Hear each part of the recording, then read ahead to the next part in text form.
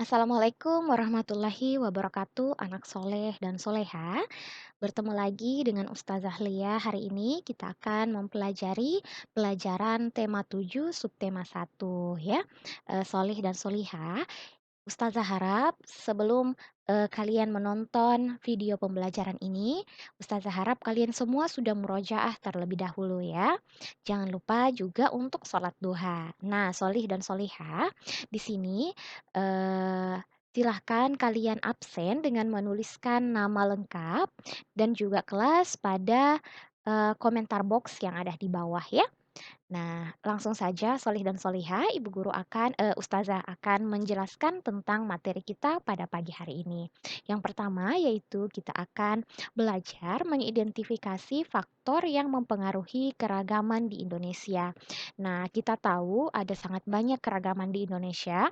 Salah satunya yaitu seperti keragaman budaya, keragaman bahasa, keragaman agama juga, dan juga keragaman fisik ya, dalam hal ini, warna kulit, keragaman, jenis rambut, dan lain-lain. Juga ada keragaman pekerjaan ya, ada yang pekerjaannya nelayan, ada yang pekerjaannya PNS, ada yang pekerjaannya petani, dan lain-lain sebagainya. Nah, kenapa ada keragaman di Indonesia?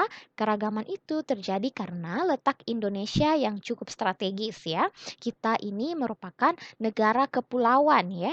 Maka dari itu akan sangat banyak budaya-budaya yang berbeda di masyarakat kita, tergantung dengan daerah masing-masing ya. Dari segi suku bangsa, Indonesia merupakan negara kepulauan yang menyebabkan munculnya keberagaman suku di Indonesia. Dalam bidang pekerjaan, keragaman muncul karena dipengaruhi kondisi alam dan kebutuhan manusia. Nah, itu yang Ustazah bilang tadi bahwa dalam bidang pekerjaan itu kondisi alam sangat mempengaruhi ya. Contohnya bagi masyarakat yang tinggal di daerah pesisir, otomatis pekerjaannya itu kemungkinan sebagian besar adalah nelayan. Sedangkan untuk masyarakat yang tinggal di dataran tinggi, di pegunungan, pekerjanya yaitu mayoritas sebagai pekebun ya. Nah, itu sesuai dengan kondisi alam dan kebutuhan manusia. Nah, untuk menanggapi perbedaan yang ada di Indonesia, maka kita sebagai masyarakat Indonesia harus memiliki sikap persatuan dan kesatuan ya. Nah, sikap ini dapat dilakukan dengan cara-cara berikut ini. Yang pertama, kita harus mau berteman tanpa membeda-bedakan agama dan suku bangsa. Kita harus menghormati teman yang sedang beribadah, seperti tidak mengobrol di dekat teman yang sedang beribadah. Kemudian yang ketiga, tidak mengganggu teman karena memiliki logat bahasa yang berbeda ya. Kemudian yang keempat, kita harus saling menghormati semua pekerjaan yang kita temui di masyarakat. Seperti kita menghormati petugas kebersihan kita di sekolah ya. Jadi anak soleh dan soleha, sikap persatuan dan kesatuan itu sangat penting. Sikap toleransi, menghargai perbedaan kita dengan orang lain itu sangat penting ya. Karena kalau kita bersikap egois itu akan menciptakan masyarakat yang tidak rukun. Nanti kita akan terpecah belah ya. Kita akan saling bermusuhan dan itu tidak baik untuk kita ya. Nah, di sini ada beberapa perbedaan keragaman agama dan kebebasan beragama di Indonesia. Kita ketahui bahwa di Indonesia kita tidak boleh memaksakan suatu agama. Jadi setiap orang memiliki kebebasan untuk beragama. Nah, ada 6 agama yang diakui di Indonesia dan juga kitab suci masing-masing agama. Yang pertama Islam dengan kitab sucinya Al-Quran, kemudian Kristen dan Katolik dengan Alkitab, Hindu dengan Weda, Buddha dengan Tripitaka, Konghucu dengan Sishu ya. Nah, setiap agama memiliki kitab suci yang berbeda-beda. Sebagai warga negara, kita harus saling menghormati orang lain. Sikap ini akan membuat bangsa Indonesia semakin bersatu dan tidak mudah terpecah belah ya. Selanjutnya, kita akan belajar pengaruh gaya terhadap benda. Nah, apa itu gaya? Gaya adalah tarikan atau dorongan. Ingat ya, gaya adalah tarikan dan dorongan. Nah, gaya itu dapat menyebabkan suatu benda bergerak. Jadi benda adalah benda mati, tidak dapat bergerak sendiri. Tetapi ketika benda itu bergerak, maka di situ tercipta gaya, ya. Nah, untuk melakukan gaya diperlukan adanya tenaga. Keadaan suatu benda dapat berubah akibat pengaruh gaya. Nah, Solih dan Soleha di sini ada 4 pengaruh gaya terhadap benda.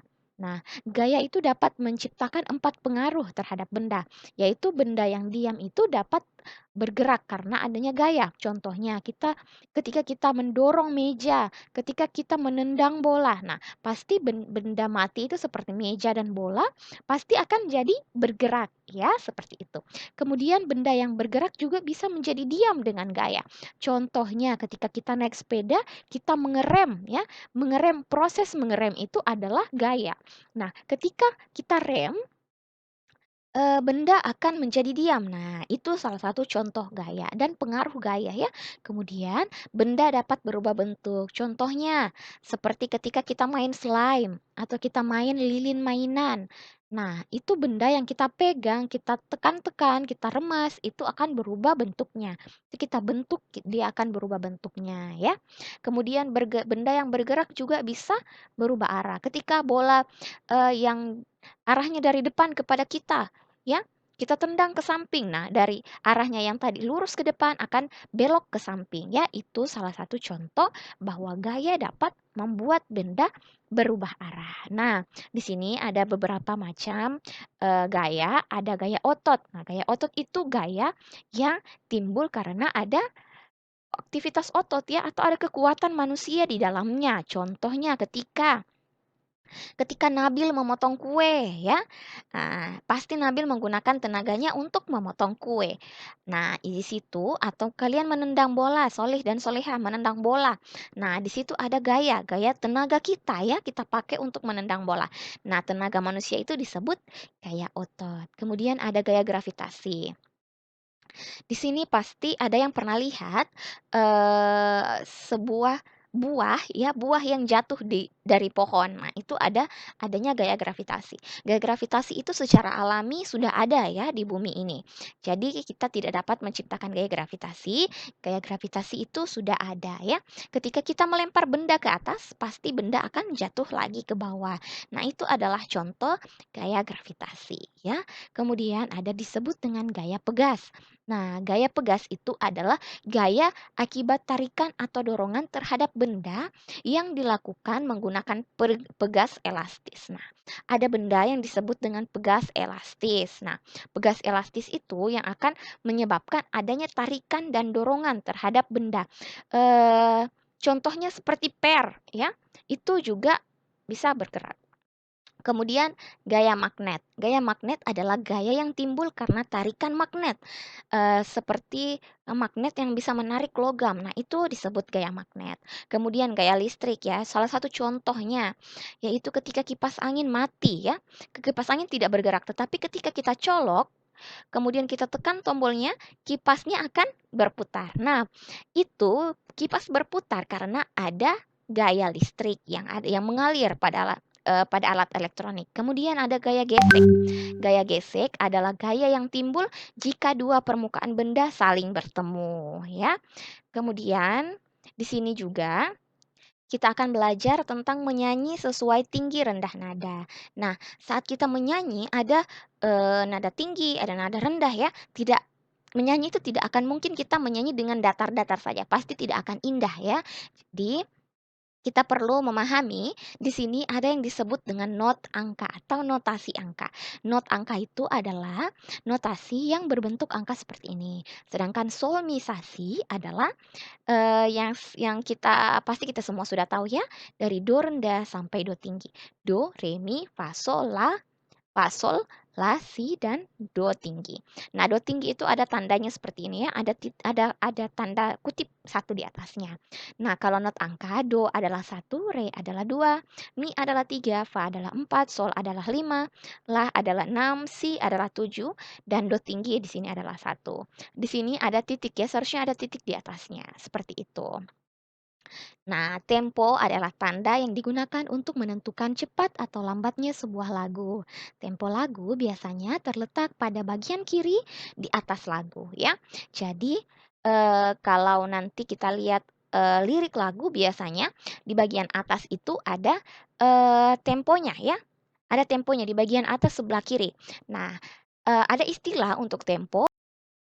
Ya, ada istilah untuk tempo ya. Yang pertama itu secara umum tempo dibagi menjadi 3 jenis, yaitu cepat, sedang, dan lambat. Untuk cepat disebut dengan allegro, untuk sedang disebut dengan moderato, dan lambat disebut dengan largo atau hikmat atau mestoso ya. Seperti itu. Nah, soli dan soliha. Nah, Solih dan Solihah, setelah tadi kita mendengarkan penjelasan, Ustazah sudah menjelaskan materi hari ini. Nah, di sini ada tugas untuk kalian hari ini, yaitu tugas praktik ya. Tugasnya adalah fotolah diri anak soleh dan soleha sedang melakukan kegiatan menggunakan gaya otot. Nah, setelah berfoto, silakan mengirimkan fotonya ke WA pribadi Bu Guru. Nah, ingat ya, gaya otot itu adalah gaya yang dilakukan menggunakan kekuatan manusia, entah itu mendorong, menarik ya, memotong, menendang. Silakan contohkan satu, kemudian foto, kemudian kirimkan ke WhatsApp pribadi Ustazah.